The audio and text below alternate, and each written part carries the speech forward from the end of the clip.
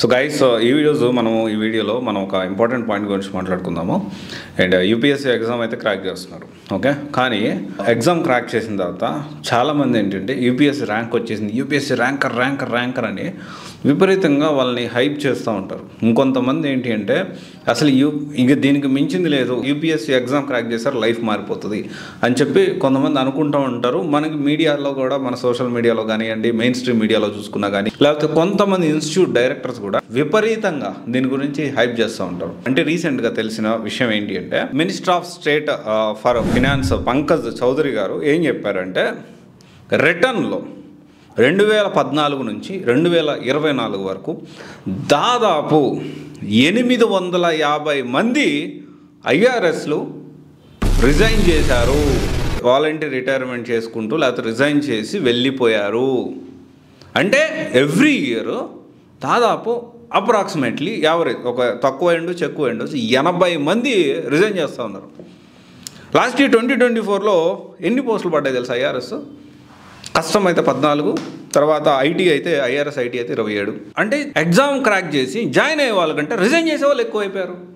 And దీనికి సంబంధించిన facilities ఒకసారి చూద్దాం. నేను డీటెయిల్గా కూడా చూశాను అసలు ఎందుకు ఇలా జరుగుతూ ఉంది, అండ్ దానికి అసలు ఐఆర్ఎస్ వాళ్ళ డ్యూటీస్ ఏముంటాయి, వాళ్ళ శాలరీస్ ఎలా ఉంటాయి, అండ్ అది కూడా ఒకసారి ఓవర్ లుక్ చేద్దాము. సో వాళ్ళకి ఏమైనా ఫెసిలిటీస్ తక్కువ ఉంటాయా అంటే నో, ఫెసిలిటీస్ బాగానే ఉంటాయి. డిఏ ఇస్తారు, హౌస్ రెంట్ అలవెన్స్ ఇస్తారు, అండ్ ట్రాన్స్పోర్ట్ అలవెన్స్ ఇస్తారు, ఓకే. లీవ్ ట్రావెల్ కన్సెషన్ ఇస్తారు, ఓకే. ఎనీవేర్ ఎక్కడికి వెళ్ళినా కానీ దాంట్లో కూడా ట్రావెల్లో కూడా కన్సెషన్ ఉంటుంది. అండ్ తర్వాత పే స్కేల్ కూడా స్టార్టింగ్లో చూసుకుంటే జూనియర్ టైమ్ స్కేల్ చూసుకుంటే దాదాపు 56,000 నుంచి దాదాపు 1,70,000 దాకా హైయెస్ట్ ఉంది. సో తర్వాత senior time scale under secretary చూసుకుంటే deputy commissioner of central GST customs అయితే 67 నుంచి 2,08,000 దాకా 700 దాకా ఉంది. And yes, obviously it is more or less than equal to IAS IPS, ఒక 5-10,000 తేడా అంతే పర్ మంత్ మనం మాట్లాడుకుంటే. అయితే ఎందుకు రెసిగ్నేషన్ పెరుగుతుంది? ఇక్కడ మనం అర్థం చేసుకోవాల్సిన విషయం ఏంటి అంటే దీన్ని నేను కులంకసంగా నేను కూడా వేరే డైరెక్టర్స్, ఇన్స్టిట్యూట్ డైరెక్టర్స్తో, ఆల్రెడీ ఇండస్ట్రీ ఉన్న వాళ్ళతో, ఐఏఎస్లు ఐపీఎస్లు మనకు తెలిసిన వాళ్ళు, మనకు పరిచయం ఉన్న వాళ్ళు కొంతమందితో మాట్లాడడం జరిగింది. ఇంకా డిస్కషన్ అనేది జరుగుతూ ఉంది. అండ్ అయితే ఇక్కడ కొంతమంది ఒక్కొక్కలాగా ఉందన్నమాట. సో ఇక్కడ ఏంటి అంటే ఐడియల్గా ఉంటున్నారు. అంటే ఇక్కడ ఏంటి అంటే మోస్ట్లీ ఇప్పుడు మొత్తం కూడా ఎలక్ట్రానిక్స్ వచ్చేసినాయి, అంతా మొత్తం కూడా కంప్యూటరైజ్డ్ అయిపోతున్నాయి. అండ్ ఇంకోటి వచ్చేసి ఏంటి అంటే దీనికంటే 2 లక్షలు 2,20,000 మ్యాక్సిమం ఫిక్స్డ్, మ్యాక్సిమం 2,25,000 ఈరోజు రేపు మనకి. అంటే ఐఏఎస్ కూడా 2,50,000 అంతే హైయెస్ట్. కాకపోతే ఫెసిలిటీస్ అవి ఉంటుంది, కాకపోతే పవర్ ఉంటుంది వాళ్ళకి, కానీ వీళ్ళకి అది కూడా లేదు. ఇప్పుడు ఈరోజు రేపు ఒక 5 సంవత్సరాలు 6 సంవత్సరాలు ఎక్స్పీరియన్స్ ఉన్న, లేకపోతే ఒక 7 సంవత్సరాలు ఎక్స్పీరియన్స్ ఉన్న ఒక సాఫ్ట్వేర్ ఎంప్లాయ్ చూసుకుంటే they are earning more than this.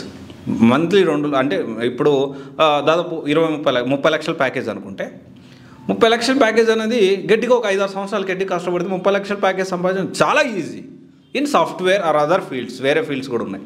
And బిజినెస్లో చూసుకుంటే వాళ్ళ లక్ బాగుందంటే వాళ్ళు ₹1,00,00,000 కూడా సంపాదించవచ్చు. సో కొంతమంది ఐఆర్ఎస్లు అదే చేస్తున్నారు, మనకు తెలుసు కదా ఎవరు ఏంటి అనేది. సో ఇక్కడ ఏంటి అంటే ఐఆర్ఎస్ అంటే జస్ట్ ఎగ్జామ్ క్రాక్ చేయి వదిలేయి. అండ్ రీసెంట్ డేస్లో కూడా ఎగ్జామ్ క్రాక్ చేసి దానికి వచ్చే ఆదాయం కంటే క్లాసులు చెప్తూ యూట్యూబ్లు నడిపిస్తూ దానికంటే ఎక్కువ సంపాదించాలని ప్లాన్ చేసుకుంటున్నారు కొంతమంది ర్యాంకర్స్ కూడా. ఇక్కడ ఇది ఎవరిని ఉద్దేశించింది కాదు, బట్ స్టిల్ ఏంటి అంటే ఎగ్జామ్ క్రాక్ చేసి జాయిన్ అవ్వకపోవడం అంటే ఇక్కడ మనకి అర్థం చేసుకోవాల్సిన విషయం ఏంటి అంటే మనం మాట్లాడుకునేది సోషల్ మీడియాలో ఉన్నది, మెయిన్ స్ట్రీమ్ మీడియాలో ఉన్నది, లేకపోతే అందరు institute directors, institutes, coaching institutes చేసినంత హైప్ రియాలిటీలో లేదు. ఈ విషయం మనం అర్థం చేసుకోవాలి. అది అర్థం చేసుకోకుండా మనం ఏంటంటే చాలామంది సంవత్సరాలు తరబడి రియాలిటీ అనేది చెక్ చేసుకోకుండా, రియాలిటీ అని తెలుసుకోకుండా జీవితాలనే ఒక ఏమంటారు దీనికి పెట్టేస్తున్నారు. మనం అంటే ఒక ఎగ్జామ్ ప్రిపేర్ అవుతున్నాము, గవర్నమెంట్ ఎగ్జామ్ ప్రిపేర్ అవుతున్నాము, సివిల్స్, ఐఏఎస్ ఐపీఎస్, అబ్బా ఆహా ఓహో. ఐఏఎస్ ఐపీఎస్లు మన రీసెంట్ డేస్లో మన ఆంధ్ర గవర్నమెంట్లో ఏం జరిగిందో మనం చూసాం కదా. 18 మందిని ఉదయం నుంచి సాయం దాకా కూర్చొని వెళ్ళమని చెప్పి పనిష్మెంట్ లాగా ఇచ్చింది.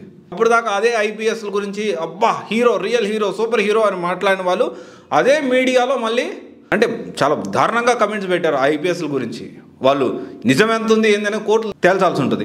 అయితే ఈ ఐపీఎస్ ఇంతకుముందు ఆ గవర్నమెంట్ తొత్తుగా పనిచేశాడు, ఈ గవర్నమెంట్ తొత్తుగా పనిచేశాడు అనే విషయం మాట్లాడుతూ ఉన్నారు. ఇంత దారుణంగా తిడుతూ ఉన్నారు. మొన్నటిదాకా పొగిడిన వాళ్ళే మళ్ళీ. సో ఇక్కడ ఇంత హైప్ అవ్వాల్సిన అవసరం లేదు. అండ్ దీని గురించి నేను ఇన్ డీటెయిల్గా కూడా నేను డిస్కస్ చేయడానికి వేరియస్ ఇన్స్టిట్యూట్ డైరెక్టర్స్తో కూడా మాట్లాడుతున్నాను. అండ్ వేరియస్ ఇంకా డీటెయిల్ ఇన్ఫర్మేషన్ కూడా గ్యాదర్ చేస్తున్నాను. అసలు గ్రౌండ్ లెవెల్లో ఏం జరుగుతుంది, ఎందుకు ఇంతమంది రిజైన్ చేస్తున్నారు, ఖచ్చితంగా దీనిని మీ అందరికీ ప్రతి ఒక్క యాస్పిరెంట్ తెలుసుకోవాల్సిన అవసరం ఉంది. Okay, thank you.